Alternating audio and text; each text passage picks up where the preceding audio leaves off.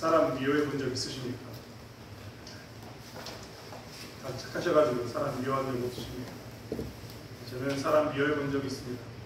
가깝게는 저희 어머니하고 관계가 한참 멀어 있어서 어머니를 한동안 한참 미워하고 살았습니다. 몇 번 말씀드린 것처럼 편애라는 그 일로 인해서 어머니를 한참 동안 미워했습니다. 지금은 너무나 사랑합니다. 지금은 오히려 제 동생이 형만 그만 생각하고 할 만큼 저희 어머니가 되게 잘해주신다는 것 이제는 보입니다. 예전은 보이지 않아서 못 봐서 어머니가 동생만 사랑한 줄 알고 정말 많이 미워했습니다. 예수 믿고 난 후에도 미워해서 대학교 군대 갔다 오고 한참 후에 그렇게 예수 믿고 난 후에도 미워하다가 용서했습니다. 용서한 게 아니라 뭐라고 표현해야 될까요? 자연스럽게 녹아버렸습니다. 미워한다는 것은 그렇게 가까운 사람이든 먼 사람이든 어렵습니다. 먼 사람 중에 어떤 사람은 옆구리에 가시 같은 사람이 있는데 하는 것마다 말마다 나에 대해서 찌르고 또 찔러서 정말 미워지는 사람이 있었습니다. 미우니까 소리도 쳐보고 고함도 질러보고 정말 어떻게 해버리겠다고 주먹도 져보고 했지만 결국은 아무것도 할 수 없는 그런 모습. 심지어는 내가 아무리 소리쳐도 윽박을 질러고 심지어는 폭력을 행사하려고 그렇게 말을 해도 전혀 변하지 않는 것을 보면 그리고 여전히 나를 괴롭히는 거 보면 그런 사람 만나는 것이 참 어렵다는 생각이 들었습니다. 아무튼 가까운 사람이든 먼 사람이든 용서할 수 없는 것, 용서하지 못하는 것은 다 아픔 가운데 있는 것 같습니다. 그리고 그런 미운 사람이 있다는 것, 용서할 수 없는 사람이 있다는 것은 우리에게 가장 큰 상처가 되기도 합니다. 사실 교회 다니면서도 아마 누군가 한 사람쯤 미워하는 사람이 있을지도 모릅니다. 굉장히 괴로울 겁니다. 끔찍한 만큼 괴로울 겁니다. 교회 나와서 기도하면서도 내가 예수 믿는 사람인데 이 사람을 내가 미워해야 되나? 이 사람한테 이렇게 해서는 안 되는데 라고 기도하는데 돌아서면 또 미워지는 그런 사람 때문에 굉장히 괴로울 겁니다. 아무튼 우리는 용서해야지만 편한데 용서할 수 없는 사람이 만나면 굉장히 어렵다는 것을 경험합니다. 어떻게 살아야 될지 정말 고민될 때가 많습니다. 세상 밖에서도 그러는데 교회 안에서도 사실은 미운 사람들이 있습니다. 용서하기 싫은 사람이 있는 거죠. 그 사람하고 절대 안 맞아가지고 티격태격하면서 계속해서 붙이는 사람이 있습니다. 물론 반면에 너무나 잘 맞아서 둘이 어떤 말을 해도 상처받지 않는 분들도 계십니다. 하지만 미운 사람도 있는 거죠. 사실 우리는 그럴 때 정말 고민이 됩니다. 그런데 미운 짓을 하는데 의도적이지 않게 나에게 미운 짓을 하는 사람도 있습니다. 그렇지 않습니까? 어떤 사람은 대놓고 나에게 헐뜯거나 비방하는 사람이 있는가 하면 어떤 사람은 나에게 정말 잘해준다고 열심히 했는데 정말 내가 뭘 하고 있으면 도와준다고 자기도 예수 믿기 때문에 하나님 일이니까 같이 하자고 열심히 나를 도와준다고 도와줬는데 결과가 안 좋습니다. 어떻게 할까요? 그런 사람이 꼭 있더라고요. 그럴 때마다 마음에 드는 것은 이 사람을 어떻게 해야 되나 고민되기도 하고 정말 하나님께 열심히 내고 있는 그 모습 때문에 어떤 때는 화도 내지 못하고 속만 썩는 경우가 한두 번이 아닙니다. 오늘 사실 고린도전서를 제가 읽고 있는데요. 고린도전서 3장에 있는 10절부터의 이야기도 그런 이야기입니다. 네, 오늘 12절의 말씀에 보면 만일 누구든지 금이나 은이나 보석이나 나무나 풀이나 집으로 이 터 위에 세우면이라고 표현하고 있습니다.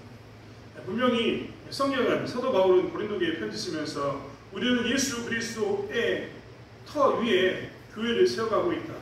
예수 그리스도라는 그 터 위에 우리가 사람을 세워가고 있다라고 분명히 이야기하고 있습니다. 지금 고린도교회는요 모두 열심을 내고 있습니다. 어떤 열심을 내고 있냐면 예수 그리스도라는 그 반석 위에 사람을 세우고자 하는 열심을 가지고 있는 거죠. 그 사람을 세운다는 것은 곧 교회를 세운다는 겁니다. 그들이 열심을 가지고 계속해서 예수 그리스도의 터 위에 세웁니다.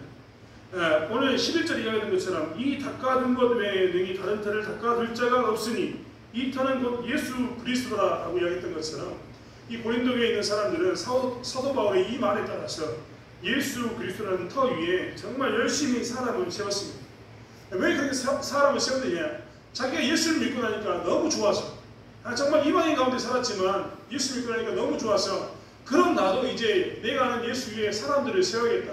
교회를 세워야겠다라고 이야기하면서 열심히 사람을 세웠다는 겁니다. 그런데 12절에서 이야기했던 것처럼 어떤 사람은 금이나 은이나 보석으로 세웠습니다. 어떤 사람은 나무나 풀이나 집으로 그 터 위에 세웠습니다. 사람은 열심히 세우긴 세웠는데 좀 모양새가 다릅니다.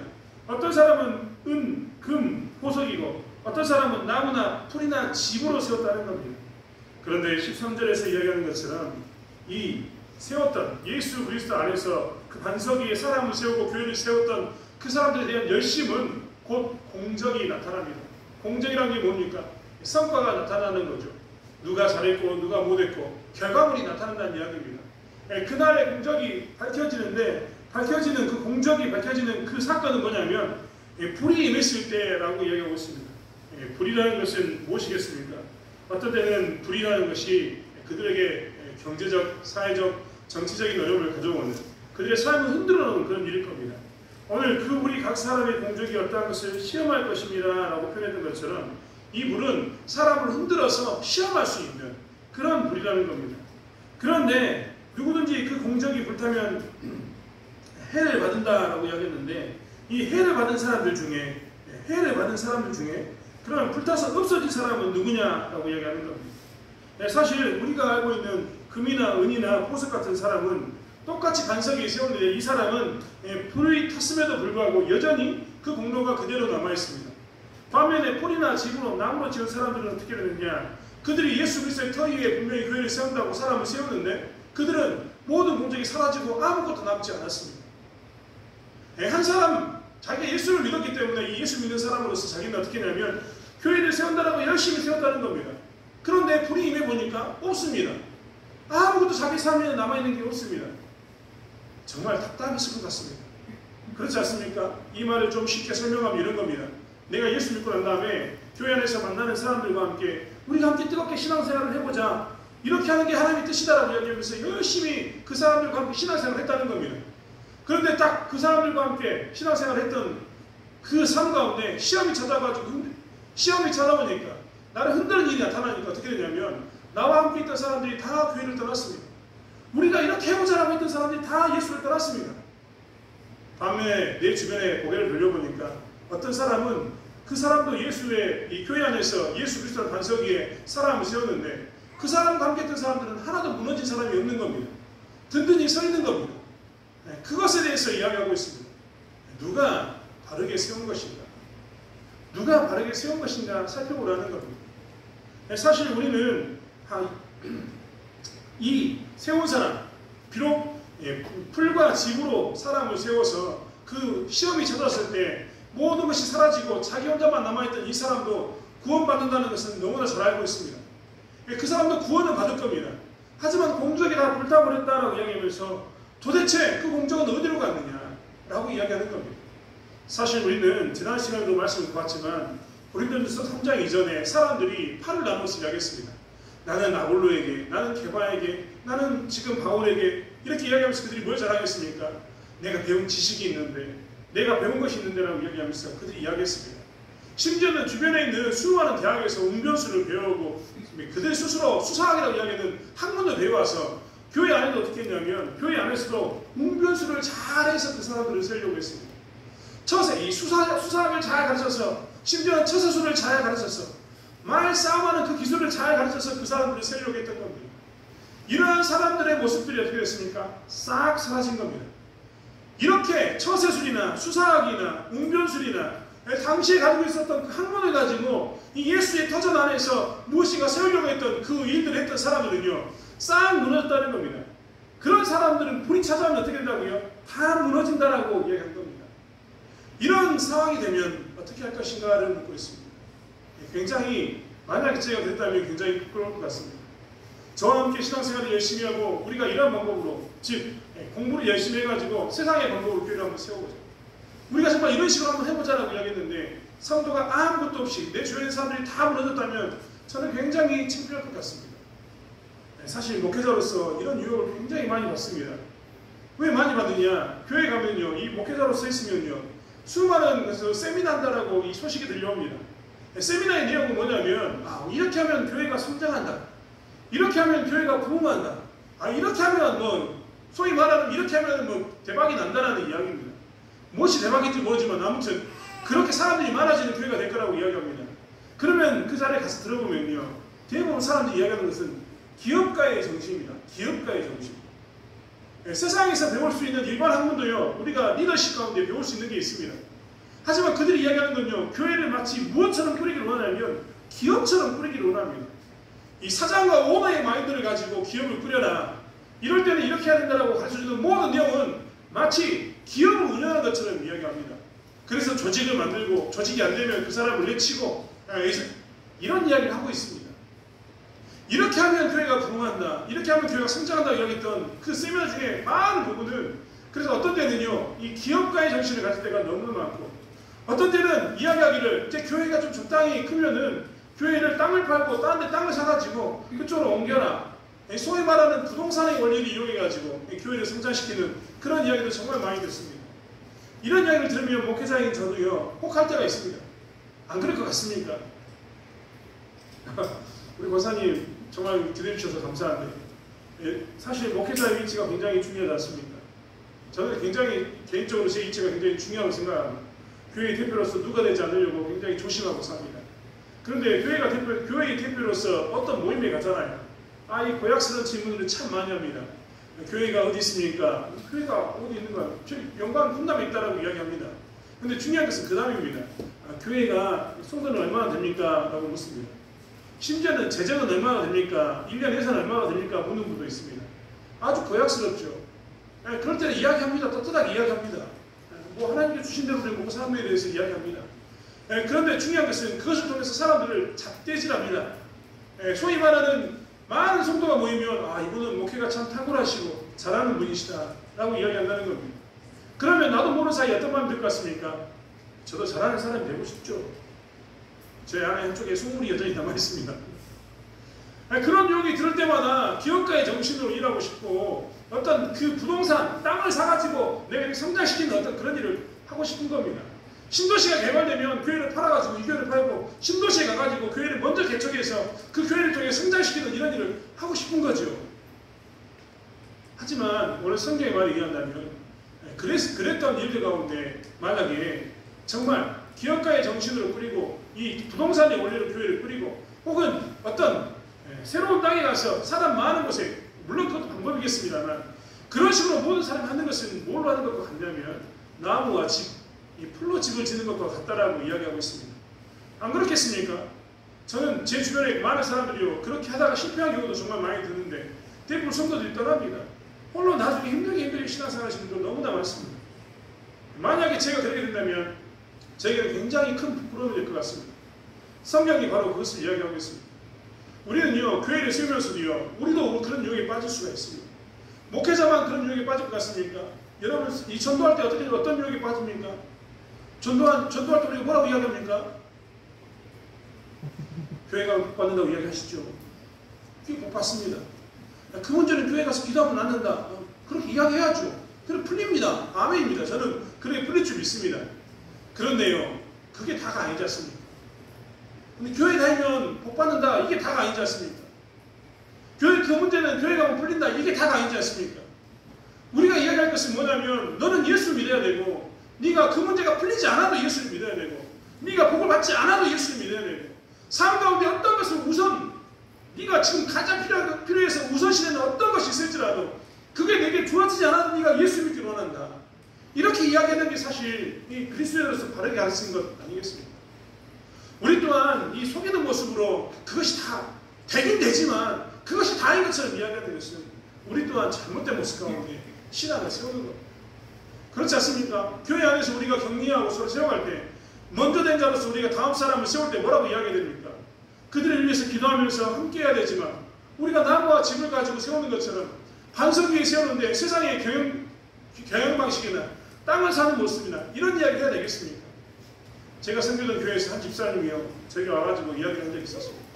목사님 주변에 있는 사람들이 다 갭 투자라는 걸 한다고 이야기하는 겁니다. 갭 투자. 갭 투자가 뭔지 아십니까? 이렇게 저하고 만약에 우리 여기 홍집사님이 계시는데 홍집사님하고 둘이 직장을 다닙니다. 직장을 다니는데 우리가 한 달 동안 생활을 해보니까 한 100만 원이 제가 남고 집사님도 100만 원이 남습니다. 그러면 이 두 사람이 모아가지고 뭘 하냐? 집을 삽니다. 은행에서 대출을 받아가지고 집을 사요.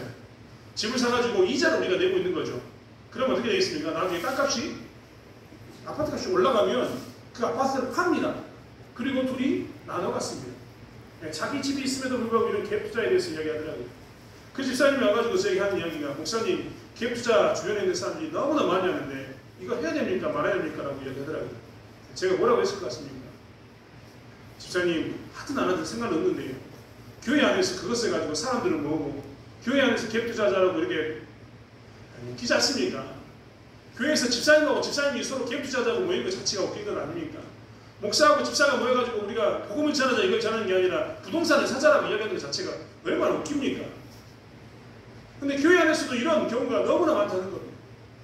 우리도 모르는 사이에 우리가 무엇을 하고 있냐면 예수 그리스도의 십자가의 복음 외에 마치 이 고린도 교회가 처세술과 웅변술과 수사를 가르쳤던 것처럼 우리가 모르는 사이에 교회에서 예수 그리스도의 십자가의 복음만 전해야 되고 예수와 그가 십자가에 못 박히신 것만을 증거해야 됨에도 불구하고 우리가 무엇을 증거하냐면 그렇게 하면 부자 된다. 그렇게 하면 네가 건강해진다. 그렇게 하면 네가 집이 많아진다. 이런 이야기, 본질을 벗어난 이야기를 하고 있다는 것. 성경은 그것에 대해서 이야기하고 있습니다. 그것은 고린도 교회가 그렇게 사는 것은 마치 나무나 풀이나 집으로 짓는 것 같은데 그것은 불이 나면 싹 타서 없어지는 겁니다. 여러분, 우리에게 예수 믿는 우리들에게 상급은 뭘까요? 많은 사람들이 예수 그리스도의 상급에 대해서 이야기합니다. 오늘 본문도 이야기합니다. 그 사람 우리에게서도 상이 있을 거라고 이야기합니다. 우리에게 상은 무엇입니까? 여러분, 정말 우리에게 상은 뭘까요? 예수 믿고 난 다음에 우리가 받는 상은 뭘까요? 우리가 하나님께 충성하면 받는 상은 뭘까요? 자식이 많아지는 것? 돈이 많아지는 게 우리 진짜 상급일까요? 그것도 상급일 수 있지만요. 성경에서 말하는 진짜 상급은 뭐냐면 너를 통해서 예수 믿는 사람이 있는 것입니다. 너를 통해서 누군가 예수를 믿는다면 그게 너의 상급이다. 네가 금이나 은이나 보석으로 세운 것처럼 든든히 세워놔서 그 사람이 불같은 시험이 찾아와도 타지 않고 견뎌내서 그 사람이 예수 그리스도를 고백하는 그 시험 가운데서도 예수를 붙들고 살고 있다면 그게 뭐라고 이야기하냐면 그게 너의 상급이다라고 성경은 이야기하고 있습니다. 그렇기 때문에 우리에게 상급은 무엇이냐면 사실 나를 통해서 믿는 그 예수, 그 나와 교제했던 사람이 그 눈물 콧물 다 흘리면서 어려운 가운데도 끝까지 예수를 붙들고 십자가를 붙들고 내가 정말 죽어도 내가 죽는 한 있어도 이 십자가를 쫓아가겠습니다라고 고백하는 것이 무엇이냐면 우리의 상급인 겁니다. 대창교회는요 이런 사람들이 많이 나오기를 원합니다. 우리 가운데는 이런 사람들이 너무나 많아가지고요 모든 사람들이 나는 죽어도 살아도 끝까지 예수를 따르겠습니다라는 고백 가운데 살기를 원합니다. 그리고 우리 가운데 들어왔던 모든 성도들이 우리가 교제를 나눴던 모든 사람들이 다 이구동성으로 나는 예수를 위해 살겠노라고 나는 예수를 위해서 어떤 시험도 이겨낼 수 있겠노라고 고백하는 삶을 사는 그러한 교회를 만들기를 원합니다. 사도 바울이 그것을 이야기하고 있습니다. 너는 구원받을지 모르겠지만 네가 처세술로 웅변술로 수사학으로 가르쳤던 그 사람들은 불이 오니까 싹 사라진 것 아니냐. 너는 부동산 투기하고 너는 땅을 사자고 이야기하고 너는 뭐 하자고 이야기해서 그렇게 하겠지만 너는 구원받을지 모르겠지만 그 사람들은 다 죽는 것 아니냐. 그 구원에 대해서 너는 무엇을 이야기할래라고 성경이 이야기하고 있는 겁니다. 사실 우리는 오늘 그 다음에 나오는 말씀을 더욱더 기억해야 합니다. 16절부터의 말씀은 뭐라고 얘기하냐면 너희는 너희가 하나님의 성전인 것과 하나님의 성령이 너희 안에 계시는 것을 알지 못하느냐. 여러분 우리가 하나님의 성전인 것을 고백하고 삽니다. 아멘입니까? 우리가 하나님의 성전인 것을 고백하고 삽니다. 성령이 내 안에 내주하고 있는 것, 내 안에 계신 것을 믿습니까? 네, 우리는 다 그것을 믿습니다. 그런데요, 한 가지 조심해야 됩니다. 내가 예수를 믿으면 나 또한 뭡니까? 내 안에 성령께서 계시고 내 안에 뭐가 있습니까? 내가 하나님의 성전이 되는 겁니다. 저 사람이 예수를 믿으면 그 사람도 성령이 내 주에 계시고 그 사람도 하나님의 성령이 되는 줄 믿습니다. 그런데 중요한 것은 17절의 말씀입니다. 누구든지 하나님의 성전을 더럽히면 하나님이 그 사람을 멸하십니다. 하나님의 성전은 거룩하니 너희도 그러하리라. 우리가 좀 전에 보지 않았습니까? 이전의 말씀은 뭐라고 이야기하고 있습니까? 너희의 삶 가운데서 너희가 풀이나 나무나 뭐였습니까? 집으로 터를 세워가지고 그 불시험이 찾아오면 풀이나 나무나 이 집으로 된 것은 다 불타서 사라진다. 그러나 너희는 구원을 받는다라고 이야기했습니다. 네 주변에 교제하는 사람은 싹 사라져도 너는 구원 받을 거다. 왜? 네가 예수를 믿었으니까 라고 이야기한 겁니다. 반면에 16절과 17절의 말씀은 뭐라고 이야기하냐면 너희가 만약에 교회를 파괴하면 성전을 파괴하게 되면, 성전을 더럽힌다는 말은 이 파괴한다는 말인데, 그렇게 되면 너희는 어떻게 된다고요? 너희는 멸함을 받을 거다라고 이야기하고 있습니다. 굉장히 무서운 이야기인 겁니다. 유대인들에게 성전은요, 예루살렘에 있었으나 그리스도인들에게 성전은요, 내 안에 있습니다. 그리고 너 안에 있고 우리 안에 있습니다. 우리 가운데 뭐가 있냐면 성전이 있는 겁니다. 그런데 만약에 이 성전을 더럽히면, 성전을 훼손하면 하나님께서 어떻게 하신다고 이야기했느냐? 멸하겠다라고 이야기했습니다. 왜 멸하겠다라고 이야기했습니까? 그것은 하나님이 구분해서 교회를 세웠는데 그 교회를 누가 깨뜨렸습니까? 네가 깨뜨렸습니다. 멸하겠다라고 이야기한 겁니다. 우리는 정말 이 말씀에 대해서 깊이 생각해야 합니다. 하나님은요, 교회 안에서 잘못된 열심으로, 교회 안에서 잘못된 열심으로 열심히 막 사람을 돕는다고 하면서 실수했던 것들, 돕는다고 하는데 나는 힘들게 했던 것들, 이런 것은 하나님이 용서한다라고 이야기했지만 교회에 하나님을 깨뜨린 자는 용서하지 않겠다라고 이야기했습니다. 네가 열심을 가지고 하면서 잘못된 방법으로 사람들을 세워가지고 너는 살아남고 다른 사람은 죽을 수 있는 그런 상황 가운데 있을지 모르겠지만, 그럴 때도 너는 권하겠지만 네가 만약에 교회에 하나님을 깨뜨리면 그때는 어떻게 하겠다고요? 내가 너를 멸하겠다라고 이야기한 겁니다. 교회에 하나님을 깨뜨린 게 오늘 본문에서 무엇이었냐면 분당을 짓는 거였습니다. 22절에 이야기한 것처럼 바울이나 아볼록이나 게바나 이 말이 무엇입니까? 이 사람들을 가지고 분당하는 것이 도대체 무슨 의미냐라고 이야기하고 있습니다. 너희들은 구원받으신 그 전에는 너희들이 잘못된 방법으로 사람을 세우고 가르치는 것은 내가 용서해 주겠지만, 너희들이 만약에 교회를 깨뜨린다면 이 문제만큼은 내가 간과하지 않겠다. 분당을 속히 없애라. 분당을 빨리 없애라고 이야기하는 것이 무엇이냐면 이 말씀입니다. 하나님을 방해하는, 이 하나됨을, 교회의 하나됨을 방해하는 모든 것을 속히 제거할 것을 이야기하는 것이 오늘 말씀인 겁니다. 자신의 지혜로움으로 사랑을 선택하고 마치 그것만이 전부여서 다른 것은 아니라고 부인하는 것은 지혜가 주는 함정으로 스스로가 숨기고 있는 것이고, 그렇게 교회를 무너뜨린 것은 용서받을 수 없다라고 성경은 이야기하고 있습니다. 사람들의 생각에는요, 적당히 기업가의 정신을 가지고 교회를 운영하면 잘 될 것처럼 느껴지고, 부동산의 원리를 가지고 하면 잘 될 것처럼 느껴지고, 이러한 편법들이 남많은 가운데서 이 일을 하면 잘 될 것처럼 느껴지지만, 그러한 지혜를 가지고 사는 자들에 대해서 하나님께서는 용서치 않겠다. 그러한 지혜를 가지고 교회를 무너뜨린 자는, 교회 하나님을 깨뜨린 자는 용서치 않겠다라고 이야기하고 있습니다.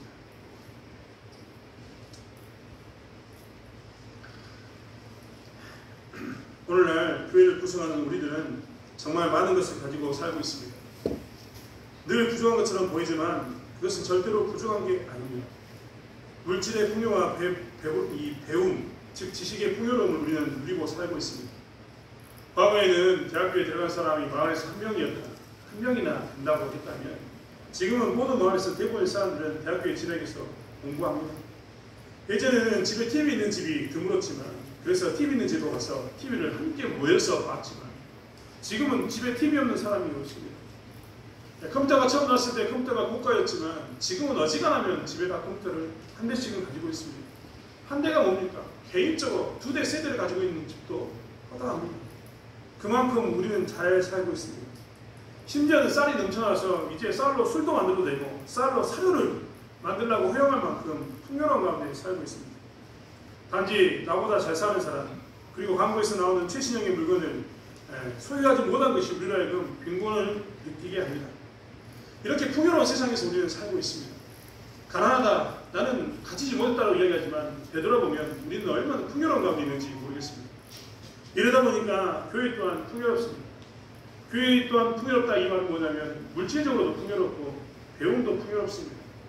목사가 이 공부를 하는데요, 목사보다 훨씬 똑똑한 사람이 가방끈이, 소위 말하는 가방끈이 긴 사람도 훨씬 많았습니다. 이른 나이에 석사가 되고 박사가 되어서 이미 그 지역에 있어서는 마스터가 된 사람, 통달한 사람이 너무나 많습니다. 심지어는 이 교회 안에서도 배움의 정도가 너무 커서 깊어서 목사가 설교할 때마다 작대질하고, 심지어는 무슨 일이 있을 때마다 평가했어요. 그것은 그래서는 안 된다고 이야기하면서 세상에 수많은 그 자기들이 배웠던 논리를 가지고 교회 안에 들어올 때가 너무나 많습니다. 배움뿐만 아니라 물질과 권력에 대해서 사람들은 풍요를 가지고 있습니다. 그래서 그들이 물질을 가지고 문제를 풀려고 합니다. 문제가 있을 때마다 돈을 가지고 문제를 풀려고 합니다. 문제가 있을 때마다 세상에 가지고 있는 권력을 가지고, 그렇지 않습니까? 예전에는 교회에 나온 사람들이 다 가난하고 힘든 사람이었다면 지금은 소위 말하는 이 권력자들, 힘 있는 사람들이, 위정자들이 너무나 많습니다. 그러다 보니까 그들이 어떻게 하려고 하느냐, 물질과 권력으로 그 가지고 있는 그 풍요로움으로 문제를 풀려고 할 때가 너무나 많습니다. 이러다 보니까 교회는 더욱더 하나님 뜻 안에서 하나가 되지 못하고 서로가 나뉘어서 어떤 사람은 물질로, 어떤 사람은 배움의 정도로, 어떤 사람은 자기가 가지고 있던 권력으로 신분, 지위를 동원해서 교회의 거룩성을 깨뜨립니다. 교회가 하나 되는 것이 오히려 더 막아지고 방해가 된다는 겁니다. 지난 사람들을 막을 수는 없지만 그들 스스로가 돈 많은 사람은 돈 많은 대로 모이고, 권력을 가진 자는 권력 있는 대로 모이고, 배움이 많은 자는 배움이 많은 것으로 모여서 분당 짓고 나눠진 가운데 교회의 거룩성을 깨뜨리는 경우가 너무나 많습니다.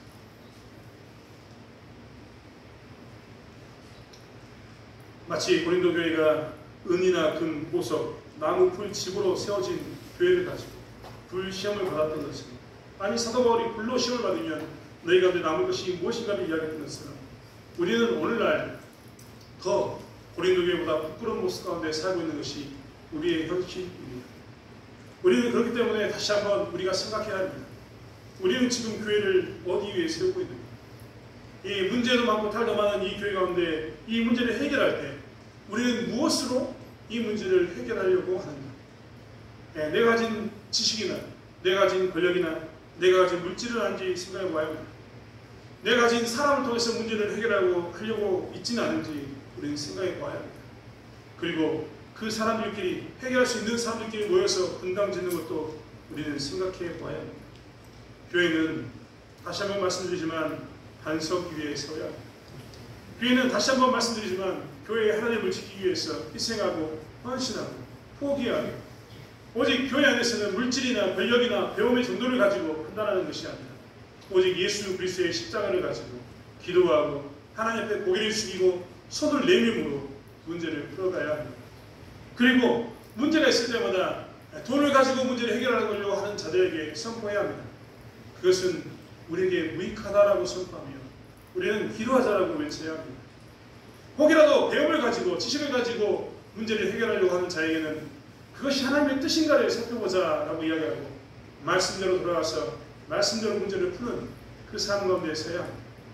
혹이라도 누군가가 권력을 가지고 문제를 풀려고 할 때마다 우리는 그 권력을 내려놓고 우리는 일할 때 기다리자, 하나님의 역사심을 기다리자라고 이야기하면서 지금은 권력을 휘두를 때가 아니라 잠잠하게 기다리며 하나님의 능력을 기다릴 때라고 고백하는 삶을 살아야 합니다. 이러했을 때 교회는 반석 위에 복음 가운데 든든히 세워지기 때문입니다. 교회의 거룩성을 지키기 위해서 우리가 해야 할 것은 바로 이러한 것 가운데 있습니다. 마음을 합하고 혹여라도 우리 가운데 물질이나 배움이나 권력, 마치 그런 것을 가지고 복음 외에 다른 것을 가지고 교회를 세우려고 하는 자들에게 권면하고 세우는 것, 그것이 우리의 모습이어야 한다는 것입니다. 그리고 우리는 항상 고백하고 살아야 합니다. 우리는 그리스도의 것이고 그리스도는 하나님의 것이라는 것입니다. 이 말은 막연하게 나는 하나님 말을 들어야 할 자이다 라는 고백이 아닙니다.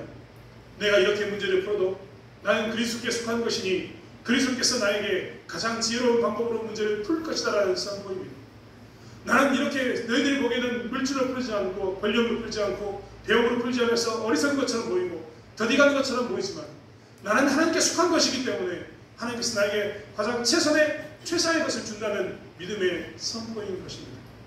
사랑하는 성도 여러분, 다시 한번 저희가 그런 모습 가운데 서기를 원합니다. 하나님의 말씀 가운데서 너희는 그리스도의 것이요 그리스도는 하나님의 것이라는 믿음의 고백 가운데서 교회를 다시 한번 반석 위에 세워나가는 저와 여러분이 되기를 원합니다. 물질이나 권력이나 사람이나 배움을 가지고 드러내는 모든 자들에게 복음 앞에서 하나됨을 드러내는 십자가만을 고백하는 저와 여러분이 되기를 원합니다. 기도하겠습니다. 하나님, 우리는 우리의 교회를 세워가기를 원합니다. 예수 그리스도 위에 세워가기를 원합니다. 그리고 예수 그리스도의 그 십자가 위에 우리의 삶을, 우리의 교회를 세워가기를 원합니다. 하나님 역사하여 주시옵소서. 교회가 그동안 혹시라도 물질로 교회를 세우려고 하지 않았습니다. 하나님, 교회가 혹시 그동안 권력으로 교회를 세우려고 하지 않았습니다. 하나님, 교회가 혹시라도 배움의 정도를 가지고 판단하면서 배움의 정도를 가지고 교회를 세우려고 하진 않았습니다. 하나님, 혹시라도 우리가 사람을 세우면서 물질 많은 자, 배움이 큰 자를 세우려고 하는 어리석음을 범하지는 않았습니다.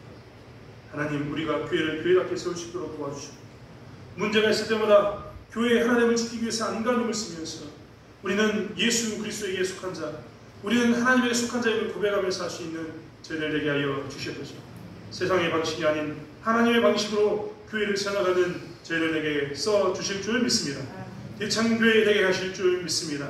저희 가정 되게 하실 줄 믿습니다. 감사드리며 예수님의 이름으로 기도드렸습니다. 아멘.